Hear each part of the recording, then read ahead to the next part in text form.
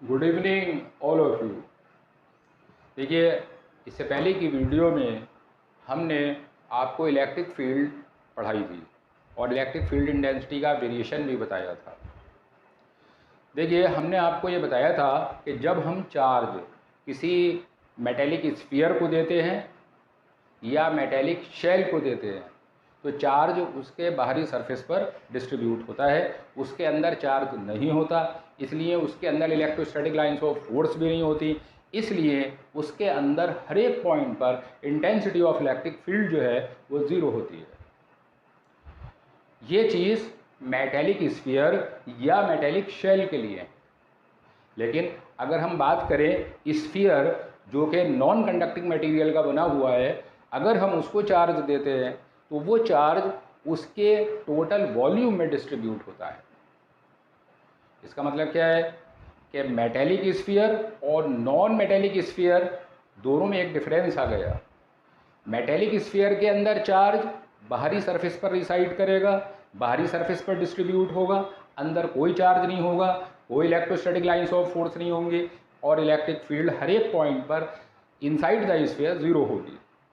लेकिन ये बात नॉन मेटेलिक स्फीयर के लिए नहीं है। नॉन मेटेलिक स्फीयर के अंदर चार्ज पूरे वॉल्यूम के अंदर डिस्ट्रीब्यूट होता है और उसके अंदर इलेक्ट्रोस्टैटिक लाइंस ऑफ फोर्स भी होंगी और इलेक्ट्रिक फील्ड भी होगी। इसका मतलब क्या है कि मेटेलिक स्फीयर और नॉन मेटेलिक स्फीयर के बीच में ये डिफरेंस है। इस चीज़ को हम गॉस थ्योरम में डिटेल से पढ़ेंगे। अब देखिए, हमने ये बताया था आपको कि जो मेटेलिक शेल होती है उसको जब हम चार्ज देंगे तो चार्ज उसके बाहरी सरफेस पर डिस्ट्रीब्यूट होगा।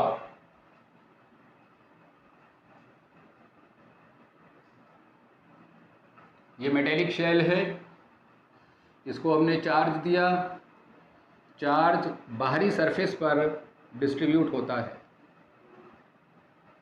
That is the centre. उसके बाद हमने बताया था कि इलेक्ट्रोस्टैटिक लाइंस ऑफ फोर्स जो होती हैं वो चार्ज सरफेस के हमेशा नॉर्मल होती हैं। These are the electrostatic lines of force.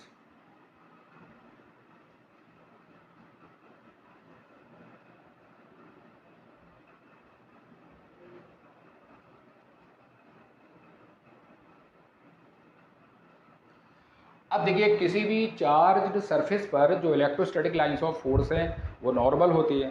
तो नॉर्मल होने का मतलब क्या है कि वो सेंटर से आती हुई दिखाई पड़ती है, यानी कि सेंटर से आती हुई लगेंगी।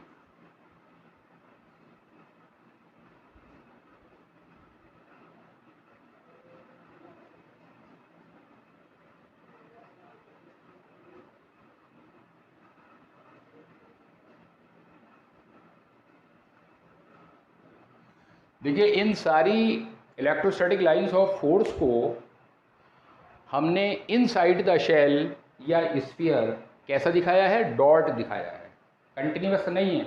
इसका मतलब क्या है कि ये electrostatic lines of force shell या मेटेलिक स्फीयर के अंदर नहीं है, लेकिन अगर इनको हम पीछे हटाएं तो ये सेंटर से आती हुई दिखाई पड़ेंगी। इसका मतलब क्या है कि ये सरफेस के नॉर्मल हैं। ठीक है, इसका हमने ग्राफिकली रिप्रेजेंटेशन भी दिखाया था कि सेंटर से सरफेस तक इलेक्ट्रिक फील्ड जीरो होती है, सरफेस पर मैक्सिमम हो जाती है, सरफेस के बाद जैसे जैसे डिस्टेंस बढ़ता है तो इलेक्ट्रिक फील्ड इंटेंसिटी डिक्रीज होती जाती है। अब देखिए, अब हम आपको ये बता रहे हैं कि एक इलेक्ट्रिक चार्ज जब स्टेशनरी होता है, इलेक्ट्रिक चार्ज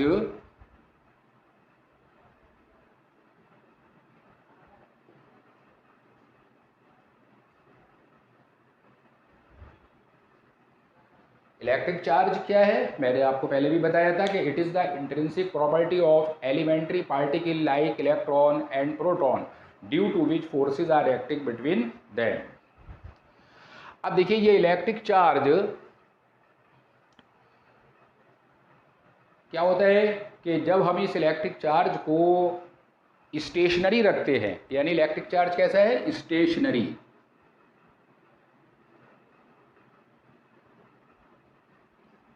यानी कि रेस्ट में है। तो जब इलेक्ट्रिक चार्ज रेस्ट में होता है तो it produces electric field only, it produces electric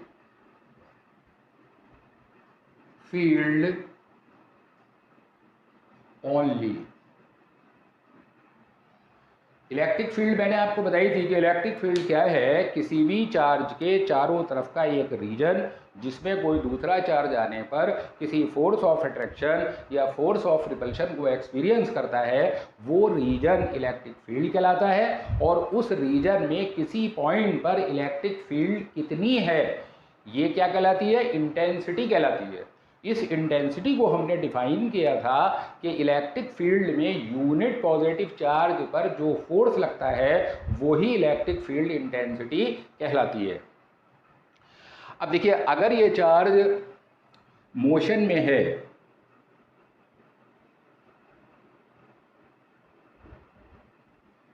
पहले स्टेशनरी था, अब मोशन में है। जब ये चार्ज मोशन में होता है तो इलेक्ट्रिक फील्ड तो प्रोड्यूस करता ही है, उसके साथ में मैग्नेटिक फील्ड भी प्रोड्यूस करता है। इसका मतलब क्या हुआ कि it produces electric and magnetic both the field.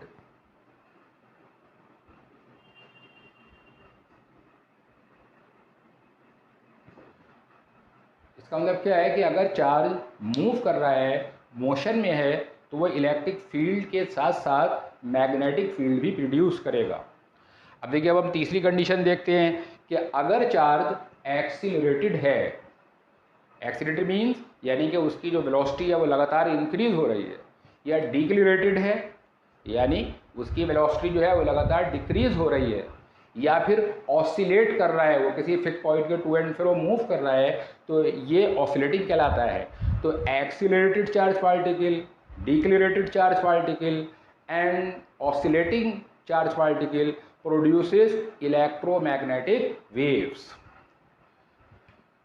देखिए, एक्सीलरेटेड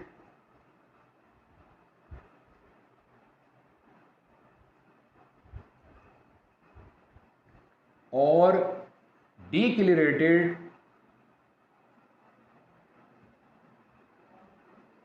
और oscillating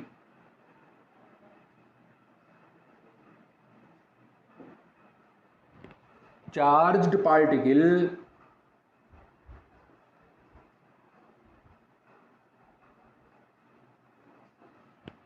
produces electromagnetic waves.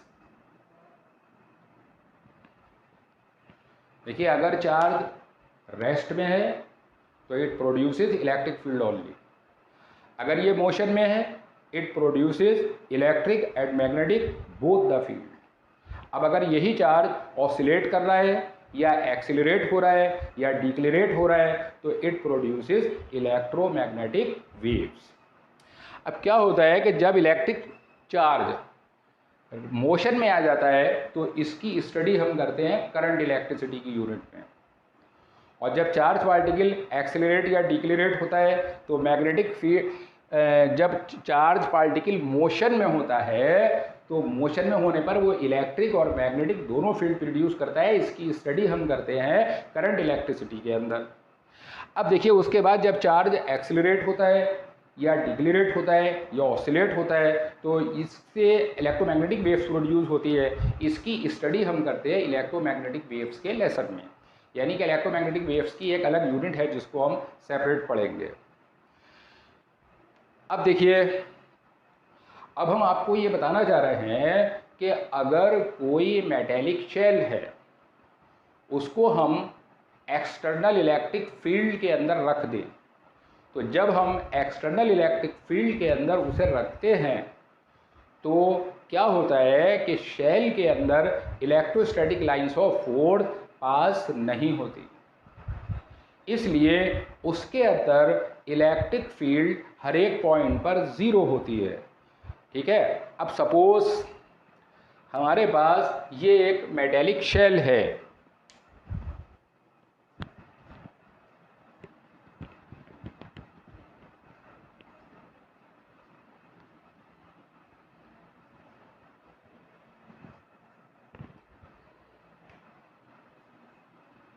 That is a metallic shell. अब देखिए, इसको हम एक्सटर्नल इलेक्ट्रिक फील्ड के अंदर रख रहे हैं, ये एक्सटर्नल इलेक्ट्रिक फील्ड है।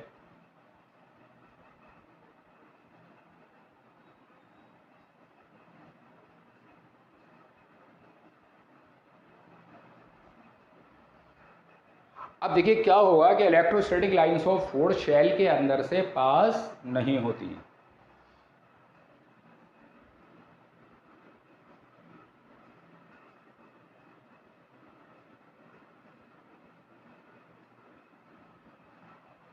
अब देखिए क्या होगा कि इसके अंदर हर एक पॉइंट पर इलेक्ट्रिक फील्ड जो है वो ज़ीरो रहेगी, और जो इलेक्ट्रिक लाइंस ऑफ फोर्स इस पर नॉर्मली गिरेंगी।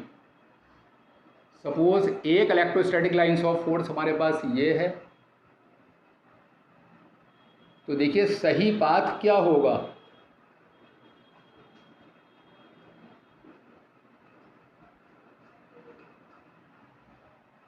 देखिए ये electrostatic lines of force normal हो गई। अब देखिए एक पाथ हम ये दिखा रहे हैं,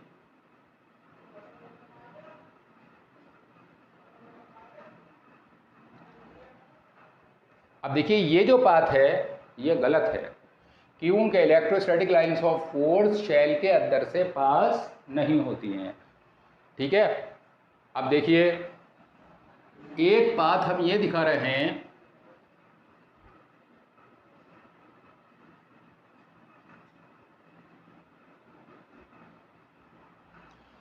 अब देखिए ये जो पाथ है, इलेक्ट्रोस्टैटिक लाइंस ऑफ फोर्स किसी भी कर्व्ड सरफेस से जब पास होंगी तो नॉर्मली होंगी, यहाँ नॉर्मल तो है नहीं है, इसलिए ये पाथ भी गलत हो जाएगा। ये पाथ हमारा सही हुआ, इसको हम इस तरह से दिखा रहे हैं। अब देखिए ये नॉर्मल तो हो गई, सेंटर से पास हो रही है, लेकिन अंदर इलेक्ट्रोस्टैटिक लाइंस ऑफ फोर्स नहीं होती, तो ये पाथ भी गलत होगा। अब देखिए ये जो इलेक्ट्रोस्टैटिक लाइंस ऑफ फोर्स है ये सेंटर से हमें जाती हुई दिखाई दे रही है, यानी कि इसका मतलब अगर इसे पीछे हटाएं तो ये सेंटर से आती हुई दिखाई दे रही है। इसका मतलब क्या है कि ये पाथ हमारा सही है। अब देखिए एक पाथ हम ये दिखा रहे हैं, ये भी गलत है। क्यों? Electrostatic lines of force shell के अंदर से पास ही नहीं होती। इसका मतलब क्या हुआ कि अगर मेटेलिक शेल को हम इलेक्ट्रिक फील्ड के अंदर रखते हैं तो इलेक्ट्रोस्टैटिक लाइंस ऑफ फोर्स उसके अंदर से पास नहीं होगी, और इलेक्ट्रोस्टैटिक लाइंस ऑफ फोर्स जो हैं शेल पर नॉर्मली जो electrostatic lines of force normally होगी वही पाथ उसका सही होगा। देखिए अगर हम इसे देखें तो ये इलेक्ट्रोस्टैटिक लाइन ऑफ फोर्स जो है ये अंदर से पास हो रही है, दैट इज़ रॉन्ग। अगर हम इसे देखें तो ये इलेक्ट्रोस्टैटिक लाइंस ऑफ फोर्स अंदर से पास तो नहीं हो रही, लेकिन सरफेस के नॉर्मल नहीं है, ये भी गलत हो गई। अगर हम इसे देखें तो ये electrostatic lines of force normal से अगर पीछे हटाएंगे, इसे आगे बढ़ाएंगे तो नॉर्मल से जाती हुई दिखाई दे रही है। इस तरह ये पाथ हमारा सही हो जाएगा। ये फिर अंदर से जा रही है लेकिन सेंटर से जा रही है, तो ये भी रॉन्ग है, और ये भी सेंटर से नहीं पास हो रही है और साथ में शेल के अंदर भी है, इसलिए ये भी गलत होगा। तो इसका मतलब क्या हुआ कि अगर हम किसी मेटेलिक शेल को एक्सटर्नल इलेक्ट्रिक फील्ड के अंदर रखते हैं तो क्या होगा कि उसके अंदर इलेक्ट्रोस्टैटिक लाइंस ऑफ फोर्स नहीं होंगी, यानी उसके अंदर हर एक पॉइंट पर इलेक्ट्रिक फील्ड ज़ीरो होगी, इसी को हम क्या कहते हैं, इलेक्ट्रोस्टैटिक शील्डिंग कहते हैं। Electrostatic shielding.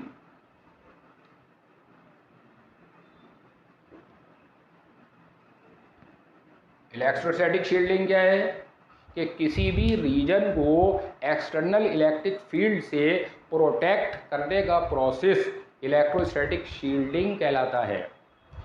ठीक है, यही वजह है कि अगर थंडरिंग हो रही है, बिजली कड़क रही है, तो हम किसी बस या कार के अंदर सेफ हैं as compare to open space, क्योंकि कार या बस एक तरह से मेटेलिक शेल है और जब बिजली कड़कती है तो इलेक्ट्रोस्टैटिक लाइंस ऑफ फोर्स पास होती हैं, लेकिन electrostatic lines of force shell के अंदर से पास नहीं होंगी। इसलिए हम कार के अंदर सेफ हैं, बस के अंदर सेफ हैं। ठीक है, लेकिन अगर हम किसी ओपन स्पेस में हैं या किसी पेड़ के नीचे खड़े हो जाएं तो हम इलेक्ट्रोस्टैटिक लाइंस ऑफ फोर्स से नहीं बच सकते। इसी प्रोसेस को हम क्या कहते हैं, इलेक्ट्रोस्टैटिक शील्डिंग कहते हैं। तो इलेक्ट्रोस्टैटिक शील्डिंग क्या है कि किसी भी रीजन को एक्सटर्नल इलेक्ट्रिक फील्ड से प्रोटेक्ट करना, बचाना, क्या कहलाता है, electrostatic shielding.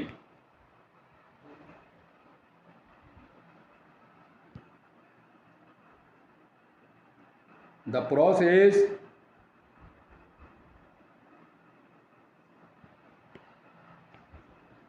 of the protect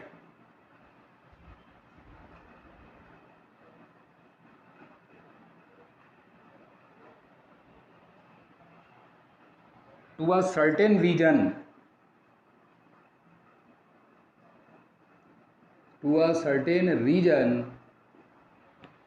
from the external electric field,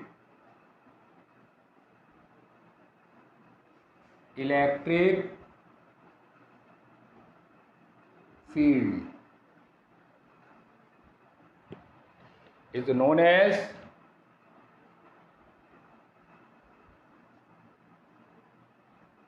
electrostatic shielding. Electrostatic shielding.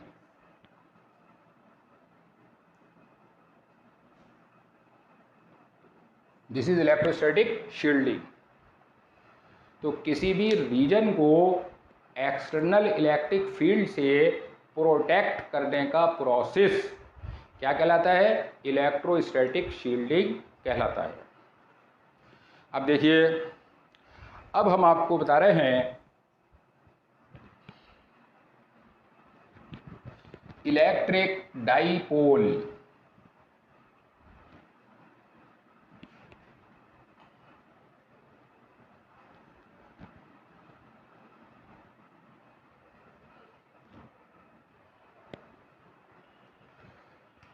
Electric dipole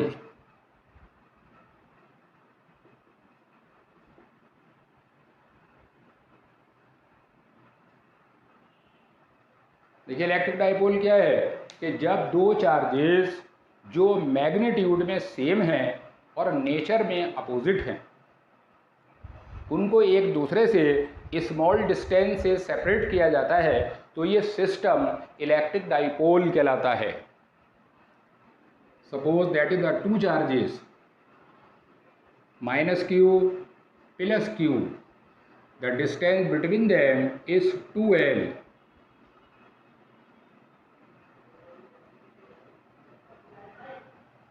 ये सिस्टम क्या कहलाता है, electric dipole.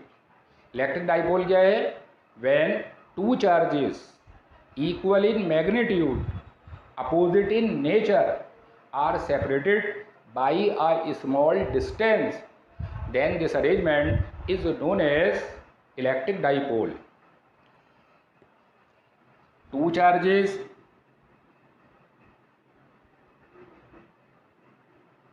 equal in magnitude,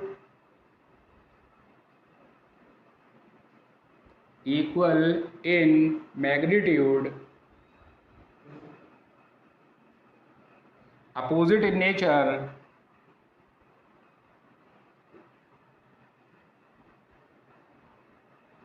are separated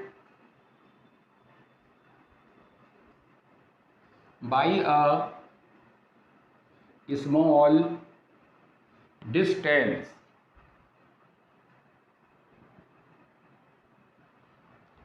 The system is known as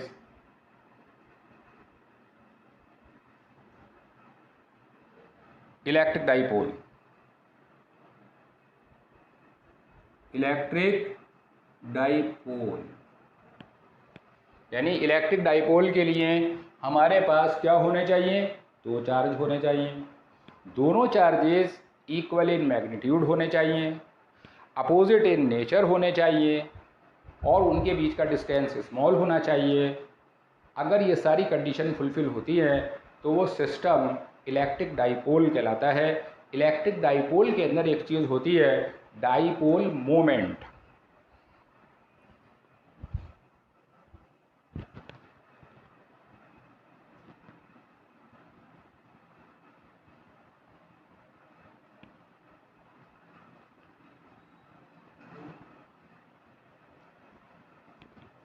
देखिए, डाइपोल मोमेंट को हम P से represent करते हैं.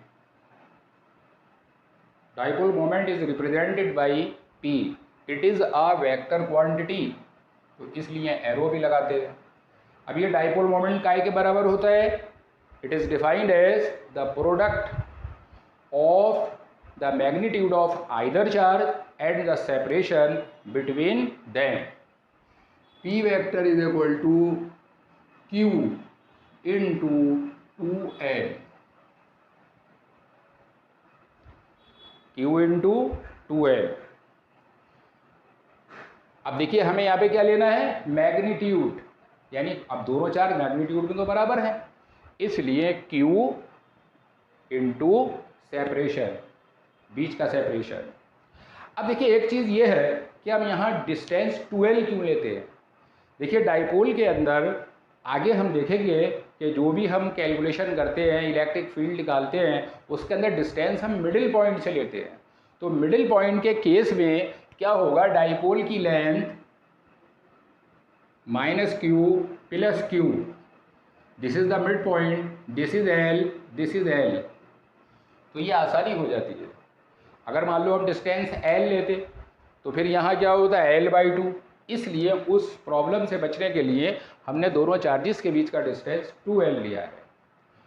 तो डाइपोल मोमेंट क्या है? Product of the magnitude of either charge and the separation between them. The product of the magnitude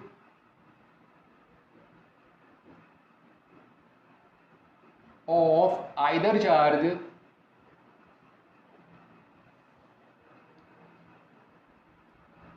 and the separation between them.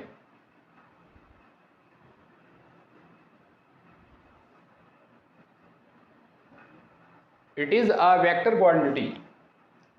It is a vector quantity. अब देखिए, जब ये वेक्टर है तो अल्टीमेटली इसमें direction भी होगी. तो इसकी डायरेक्शन हमेशा नेगेटिव चार्ज से पॉजिटिव चार्ज की तरफ होती है. यानी its direction is taken from negative to positive charge. Dipole moment vector quantity. Dipole moment का डायरेक्शन हमेशा नेगेटिव चार्ज से पॉजिटिव चार्ज की तरफ होता है.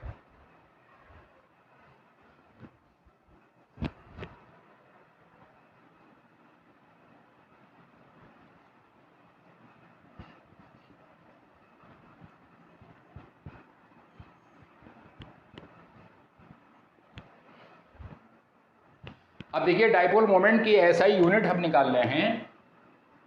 SI unit is equal to charge की एसआई यूनिट कूलम, डिस्टेंस की एसआई यूनिट मीटर, तो coulomb into metre into metre. Coulomb को शॉर्ट में सी से लिखते हैं, मीटर को एम से लिखते हैं, सी इंटू एम। तो सी कूलम, एम मीटर, यानी coulomb into metre is the SI unit of dipole moment. CGS unit, देखिए सीजीएस यूनिट के अंदर हमने आपको इससे पहले वीडियो में बताया था कि चार्ज को स्टैट कूलम या ईएसयू या फ्रैंकलिन के अंदर लेते हैं। तो स्टैट कूलम चार्ज की यूनिट हुई,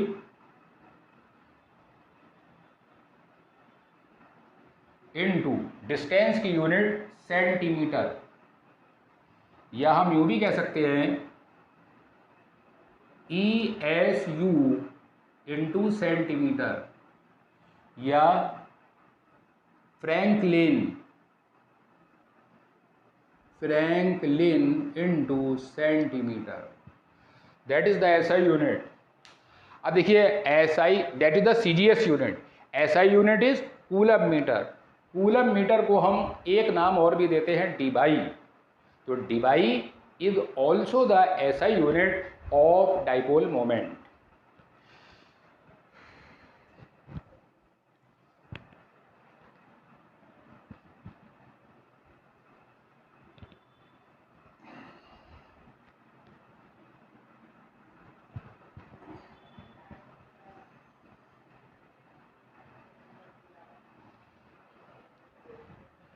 अब देखिए, अब हम आपको ये बता रहे हैं कि जब हम इलेक्ट्रिक डाइपोल को एक्सटर्नल इलेक्ट्रिक फील्ड में रखते हैं, तो एक्सटर्नल इलेक्ट्रिक फील्ड में रखने पर क्या होता है। देखिए ये हमारी यूनिफॉर्म इलेक्ट्रिक फील्ड है।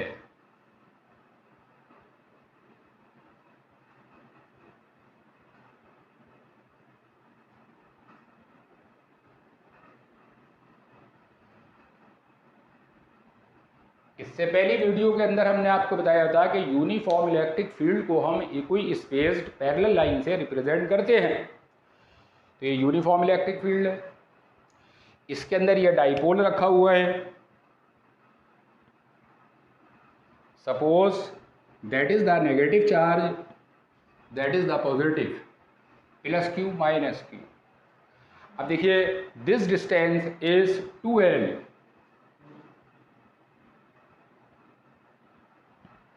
this is dipole moment, that is negative to positive। ये डाइपोल मोमेंट इलेक्ट्रिक फील्ड से थीटा एंगल बना रहा है। अब देखिए क्या होता है कि जब हम इलेक्ट्रिक फील्ड में पॉजिटिव चार्ज रखते हैं तो उस पर एक फोर्स लगता है F बराबर EQ।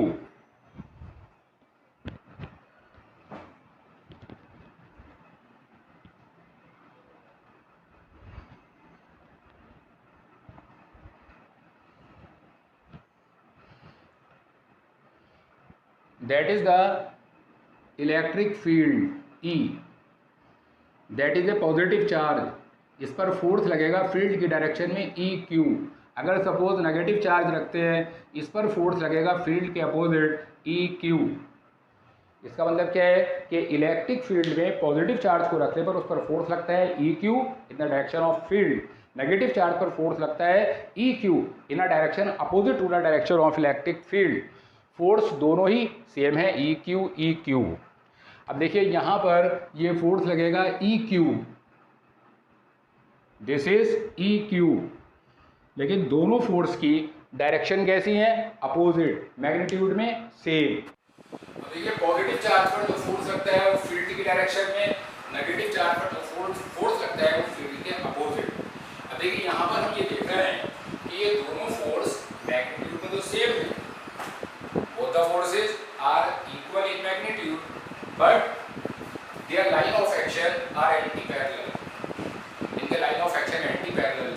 तो जब किसी बॉडी पर दो फोर्स लगते हैं और उनके वो दोनों दोनों फोर्स मैग्नीट्यूड में सेम होते हैं लेकिन उनके line of action anti parallel होते हैं, तो वो फोर्स मिलकर क्या बनाते हैं, टॉर्क। अब टॉर्क के लिए हमें क्या चाहिए, फोर्स इनटू परपेंडिकुलर डिस्टेंस। अब देखिए दोनों के बीच का परपेंडिकुलर डिस्टेंस आपका ये हो जाए, एक फोर्स ये है, एक फोर्स ये है, दोनों के बीच का परपेंडिकुलर डिस्टेंस ये हुआ। Suppose this is A, B and C, this distance this is 2l sin theta.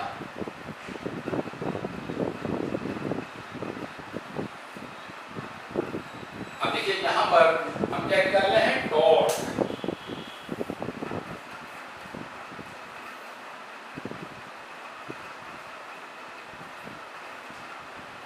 Torque acting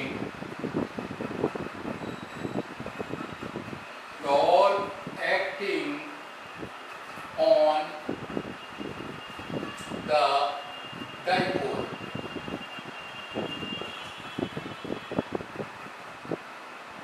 torque को हम टाउ से डिनोट करते हैं, टाउ बराबर क्या होता है, आइदर फोर्स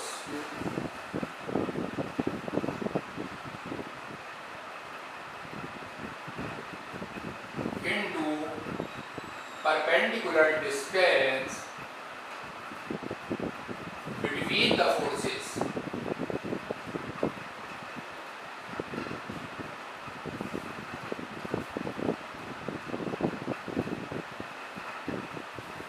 टॉर्क बराबर क्या होता है, आइदर फोर्स, यानी कोई सा एक फोर्स इनटू दोनों फोर्स के बीच का परपेंडिकुलर डिस्टेंस।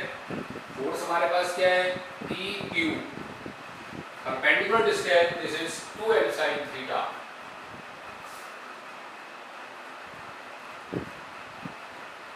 अब देखिए Q इंटू 2l ये डाइपोल मोमेंट होता है, E Q into 2l into sine theta.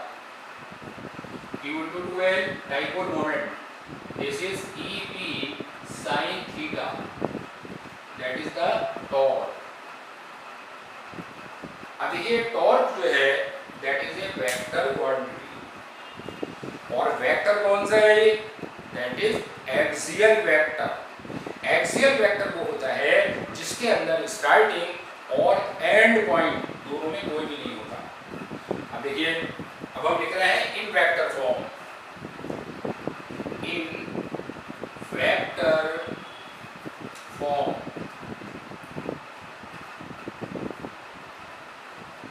Toe vector is equal to P cross E।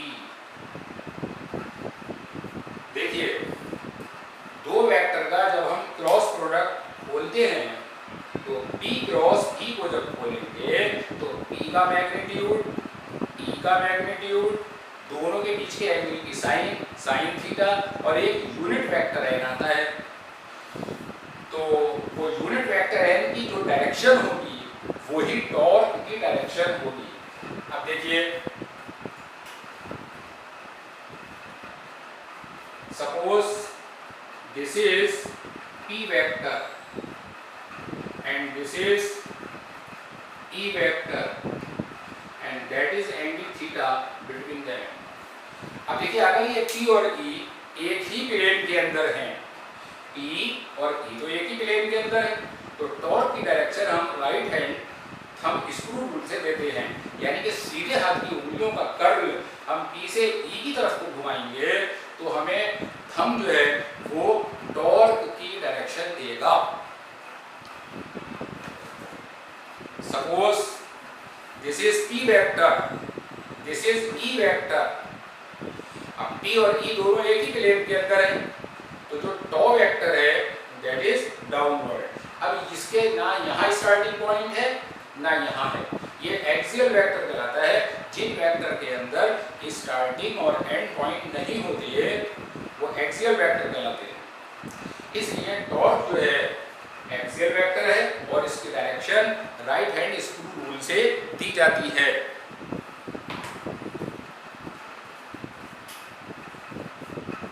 That is the direction of torque.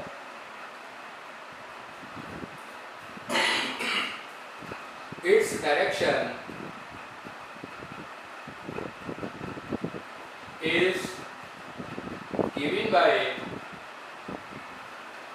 right hand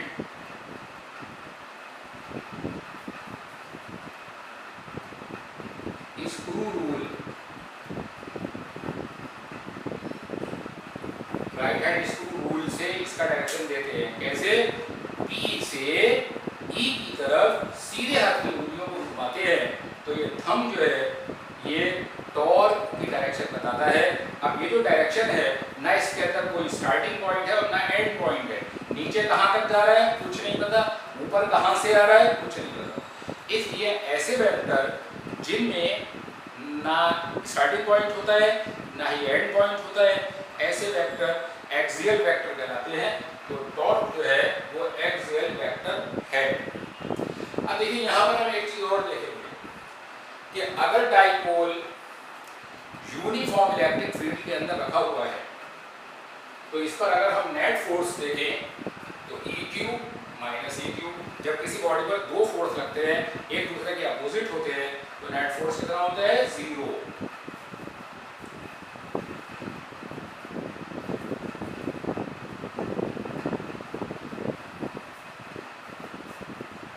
देखिए net force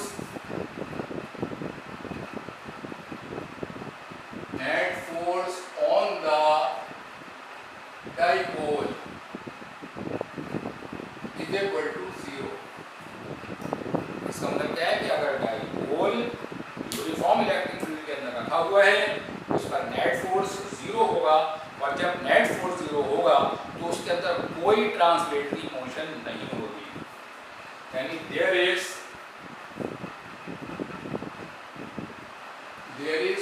no translatory motion, यानी इसके अंदर कोई translatory motion नहीं होगी।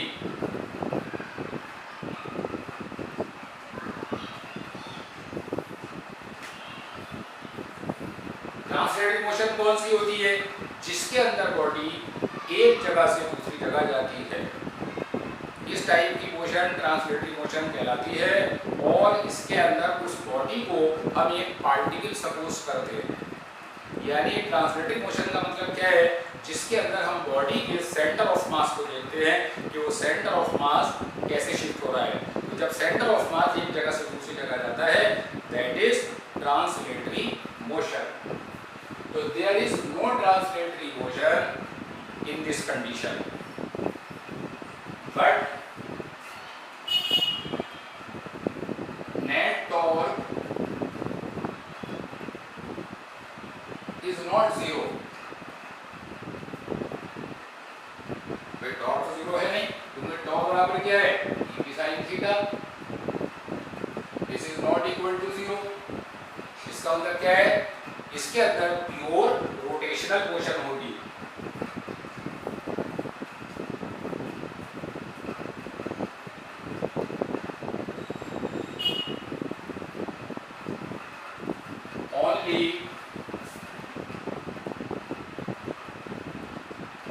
rotational motion takes place।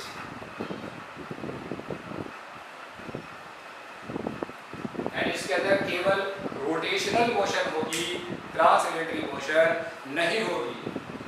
अब देखिए अगर हम इसको देखें कि अगर यही डाइपोल हमारा यूनिफॉर्म इलेक्ट्रिक फील्ड में न होकर नॉन यूनिफॉर्म इलेक्ट्रिक फील्ड में होता तो नॉन यूनिफॉर्म इलेक्ट्रिक फील्ड में होने पर ये दोनों फोर्स जो है कैसे हो जाते?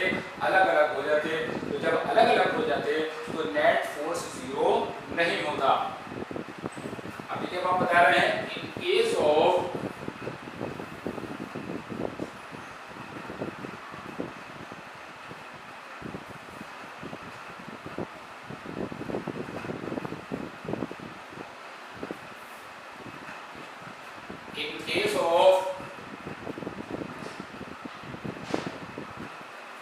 non-uniform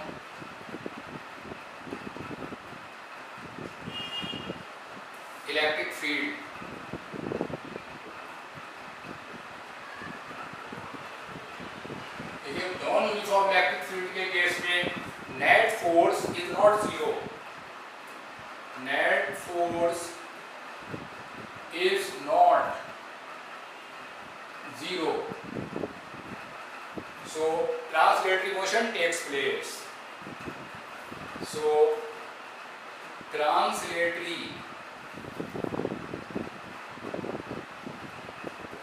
motion takes place.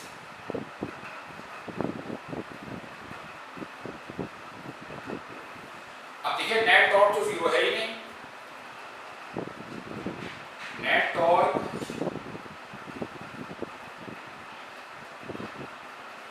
Is not zero.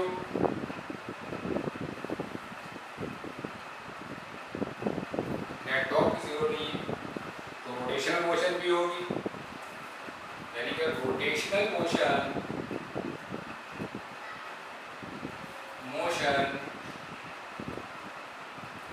takes place. इसका मतलब क्या है कि अगर dipole non uniform electric field के अंदर है तो उसके अंदर डाइपोल ट्रांसलेटरी मोशन भी करेगा, रोटेशनल मोशन भी करेगा, यानी दोनों टाइप की मोशन होंगी. डाइपोल आगे भी बढ़ेगा और साथ में घूमता हुआ भी जाएगा. जैसे कोई व्हील होता है, व्हील रोटेटरी मोशन भी करता है और ट्रांसलेटरी मोशन भी करता है, तो वही कंडीशन यहाँ भी होगी. ठीक है. अब देखिए, अब हम ये बताने जा रहे हैं कि जब हम इलेक्ट्रिक डाइपोल को इलेक्ट्रिक फील्ड को रखते हैं तो डाइपोल की वजह से इलेक्ट्रिक फील्ड इंटेंसिटी आती है. देखिए, of electric field due to a dipole.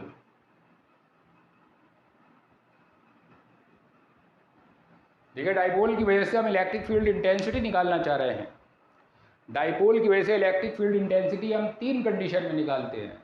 पहली कंडीशन होती है number 1 in axial position.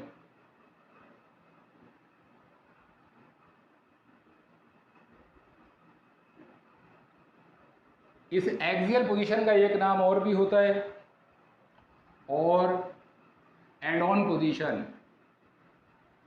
And on position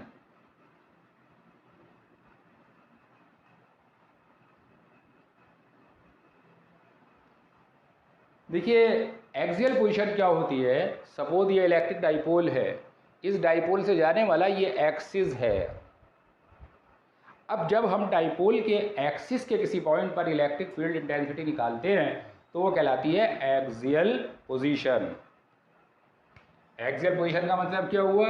intensity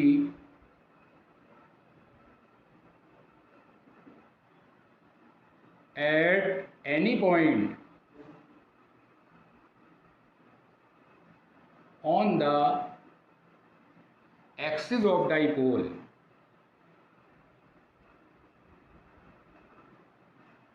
यानी डाइपोल के एक्सिस के किसी पॉइंट पर हम इलेक्ट्रिक फील्ड निकाल रहे हैं. देखिए, that is electric dipole. Negative charge, positive charge. This is the mid point. This is L and this is L. This is dipole moment P. That is negative to positive. अब देखिए, ये dipole का axis है, इसी तरह से ये axis इधर भी हो सकता है. अब मान लीजिए हम इस पॉइंट पर इलेक्ट्रिक फील्ड इंटेंसिटी कैलकुलेट कर रहे हैं. Suppose this point is P. देखिए, जहाँ भी हमें इलेक्ट्रिक फील्ड निकालनी होती है, इलेक्ट्रिक फील्ड इंटेंसिटी, वहाँ पर हम unit positive charge calculate assume कर लेते हैं. यानी जिस पॉइंट पर भी हमें इलेक्ट्रिक फील्ड इंटेंसिटी निकालनी होती है वहाँ हम यूनिट पॉजिटिव चार्ज एज्यूम करते हैं. और इस यूनिट पॉजिटिव चार्ज का मतलब क्या होता है? Smallest positive charge in nature, that is the charge of proton. अब देखिए, इस पर प्लस Q चार्ज की वजह से फोर्स देखेंगे हम, ये पॉजिटिव चार्ज है, ये पॉजिटिव चार्ज है, ये इसको रिपेल करेगा। तो प्लस क्यू चार्ज की वजह से जो फोर्स लग रहा है वो इधर, अब ये फोर्स यूनिट पॉजिटिव चार्ज पर लग रहा है, इसलिए इसको हम फोर्स ना कहकर क्या कहेंगे, electric field intensity, E plus Q, यानी electric field due to plus Q charge, that is negative charge. ये चार्ज इसको अपनी तरफ अट्रैक्ट करता है, this is E minus Q, यानी electric field intensity due to minus Q charge. अब देखिए यहाँ पर नेट इलेक्ट्रिक फील्ड इंटेंसिटी कितनी होगी, जो बड़ी हो उसमें से छोटी को घटा देंगे। अब देखिए पहले हम देख रहे हैं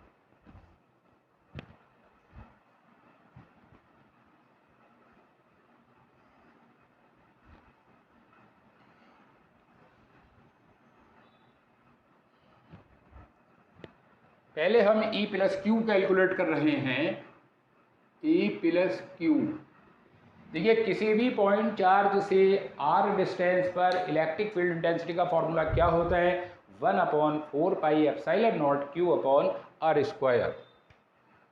अब देखिए ये डिस्टेंस हमने यहां से लिया r,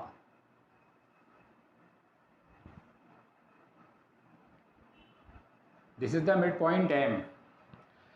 अब देखिए प्लस क्यू चार्ज से डिस्टेंस हमारे पास कितना रह जाएगा, that is r minus L.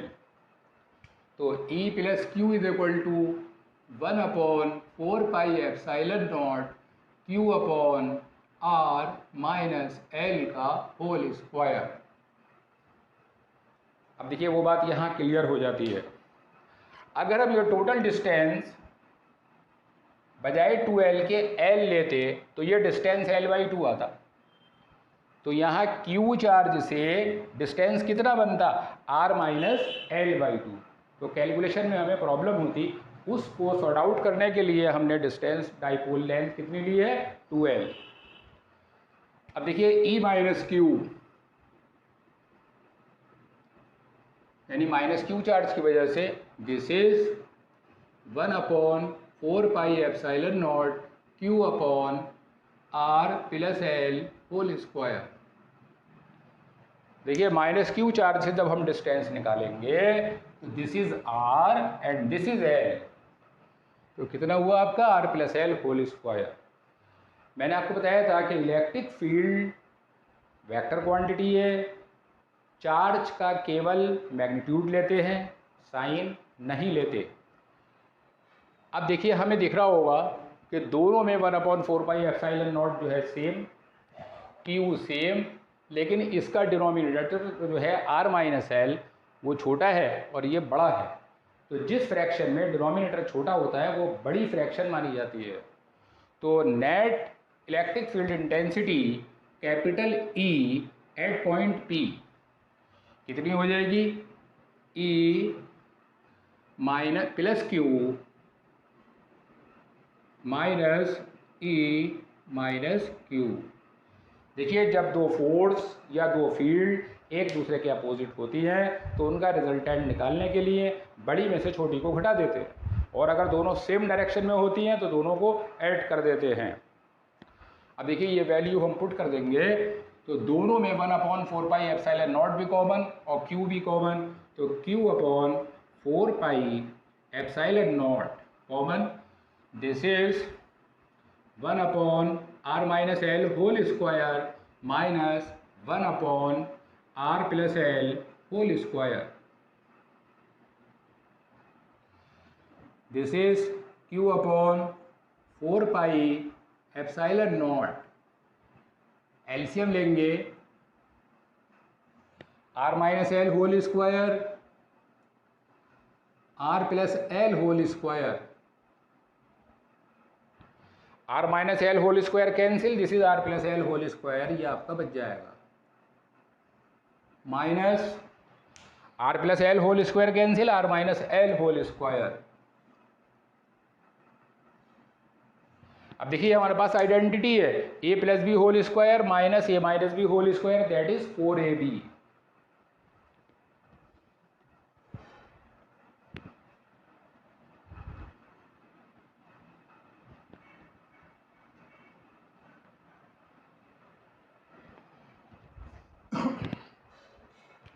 तो E axial is equal to Q upon 4 pi epsilon naught, this is 4RL, 4RL a minus B into A plus B क्या होता है, A square minus B square, this is R square minus L square का whole square, क्योंकि दोनों पे whole square लग रहा है।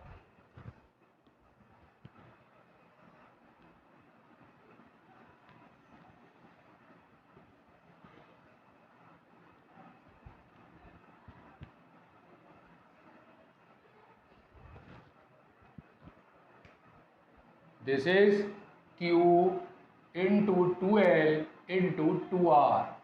मैंने इसको 4 को तोड़ लिया, मल्टीप्लाई में कोई इफेक्ट होता ही नहीं है, तो Q into 2L into 2R, अभी वही चीज़ है QL into 4 upon 4 pi epsilon not R square minus L square whole square, this is Q into 2L dipole moment, तो P into 2R upon 4 pi epsilon not R square minus L square का whole square, this is E axial.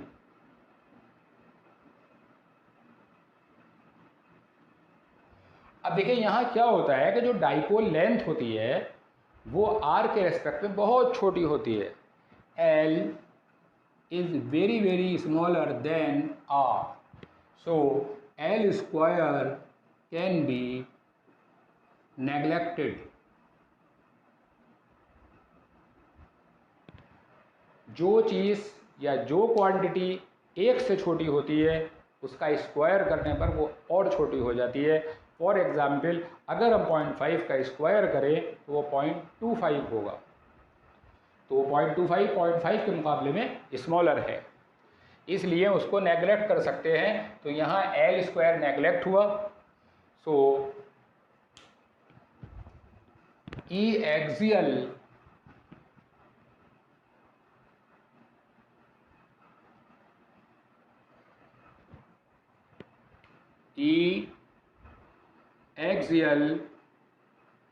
Is equal to क्या आया, this is P into 2R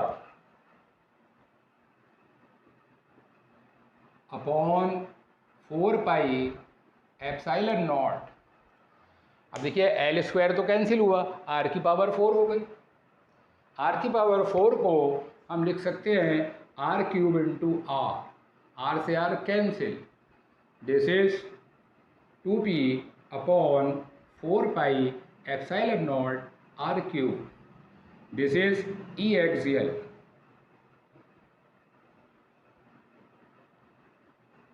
अब देखिए यहाँ पर एक चीज़ हम ये देख रहे हैं जो बड़ी इंपॉर्टेंट है, क्या कि डाइपोल की वजह से जो इलेक्ट्रिक फील्ड इंटेंसिटी है वो डिस्टेंस के क्यूब की इनवर्सली प्रोपोर्शनल है।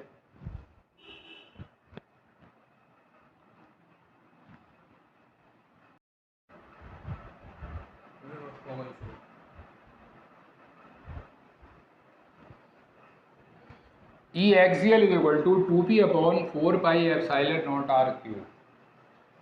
इसका मतलब क्या हुआ कि P dipole moment, this is constant, 1 upon 4 pi epsilon nought constant, तो E axial proportional to 1 upon R cube. इसका मतलब क्या हुआ कि डाइपोल की वजह से एक्सियल पोजीशन में जो इलेक्ट्रिक फील्ड होगी वो डिस्टेंस के क्यूब की इनवर्सली प्रोपोर्शनल होगी। लेकिन अगर पॉइंट चार्ज की वजह से देखें, ड्यू टू पॉइंट चार्ज,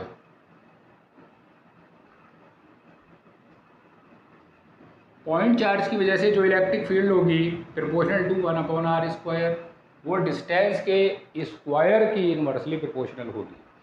इसका मतलब क्या हुआ कि डाइपोल और पॉइंट चार्ज दोनों की वजह से जो इलेक्ट्रिक फील्ड इंटेंसिटी है उसमें क्या डिफरेंस है कि डाइपोल की वजह से जो इलेक्ट्रिक फील्ड इंटेंसिटी है वो डिस्टेंस के क्यूब की इन्वर्सली प्रोपोर्शनल है, और पॉइंट चार्ज की वजह से जो इलेक्ट्रिक फील्ड इंटेंसिटी है वो डिस्टेंस के स्क्वायर की इन्वर्सली प्रोपोर्शनल है।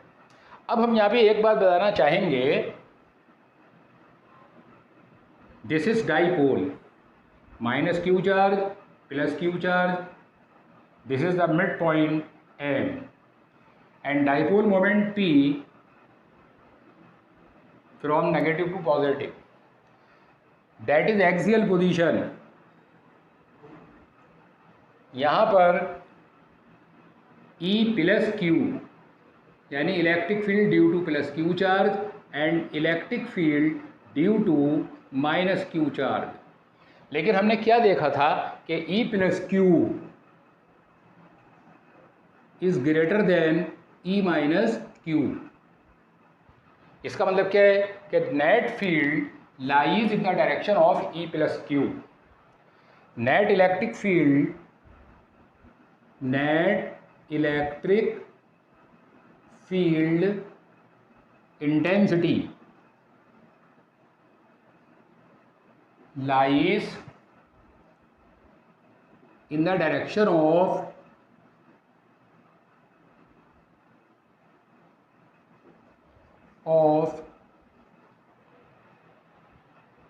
E plus Q।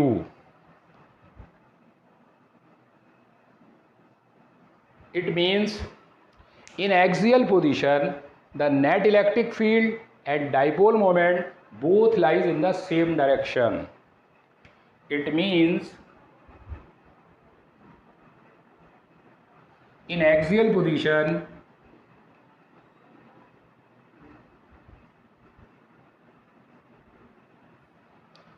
the net electric field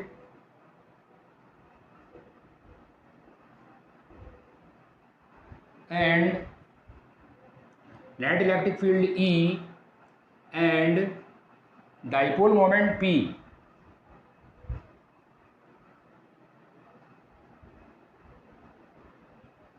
both lies in the same direction। Both lies in the same direction।